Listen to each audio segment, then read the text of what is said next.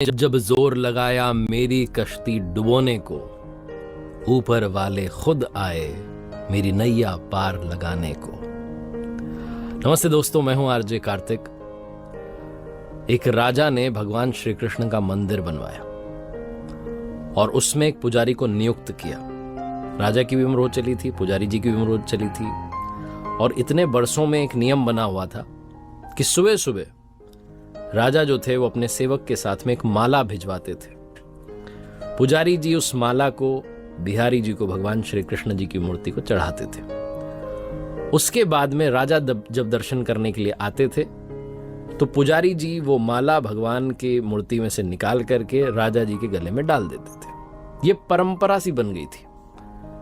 पुजारी जी बूढ़े हो चले थे, राजा साहब बूढ़े हो चले थे। एक दिन राजा साहब की तबीयत थोड़ी खराब थी तो उन्होंने सेवक से कहा कि आप ये माला लेकर के जाइए और पंडित जी को, पुजारी जी को कह दीजिएगा कि आज राजा साहब नहीं आएंगे तो प्रतीक्षा ना करें। सेवक वो माला लेकर के गया, पुजारी जी को दी, बात पूरी बताई। पुजारी जी ने वो माला बिहारी जी को चढ़ा दी और उसके बाद में वो ये सोचने लगे कि इतने बरस से परंपरा चली आ रही है, लेकिन मैंने कभी भी भगवान जी की जो माला जब उतरती है तो उसे अपने गले में नहीं पहना। शायद ये प्रभु जी की इच्छा है, शायद ऐसा अवसर आया कि आज राजा जी नहीं आएंगे और आज मेरे पास में मौका है। तो परंपरा तो थी कि वो माला तो निकालते थे। उन्होंने वो माला निकाली और खुद पहन ली। इसी सब के बीच में सेवक जो था वो दौड़ते हुए कहने लगा कि राजा साहब को वहां ठीक नहीं लग रहा है, उन्हें तबीयत और खराब सी लग रही है, इसलिए वो प्रभु के दर्शन करना चाहते हैं और वो आ रहे हैं, उनकी सवारी आने वाली है।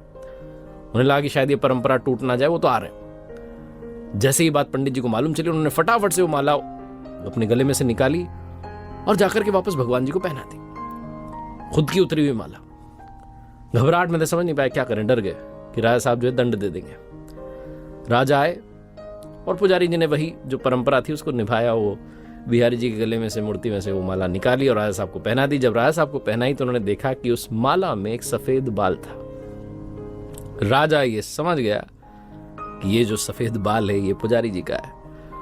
पुजारी जी से पूछा कि क्या इस माला को आपने पहना था, सफेद बाल कहां से आया? तो पुजारी जी ने कहा कि डर गए, उन्हें लगा कि सच बोलूंगा तो पता नहीं क्या दंड मिलेगा। उन्होंने कहा ये सफेद बाल तो बिहारी जी का है, भगवान जी का है। राजा को और गुस्सा आ गया। उसने कहा एक तो ये छल कर रहे हैं, धोखा कर रहे हैं, ऊपर से झूठ बोल रहे हैं। तो राजा ने कहा अच्छा ये बात, बिहारी जी कब से सफेद बाल हो गए? ठीक है, मैं कल आता हूं, श्रृंगार के समय आऊंगा और देखूंगा कि उनके बाल सफेद हैं या काले। अगर बाल काले निकले, सफेद नहीं निकले, तो आपको कल ही मृत्यु दंड दिया जाएगा। आपने इतना बड़ा छल मेरे साथ में किया है। राजा गुस्से में तमतमाता हुआ चला गया।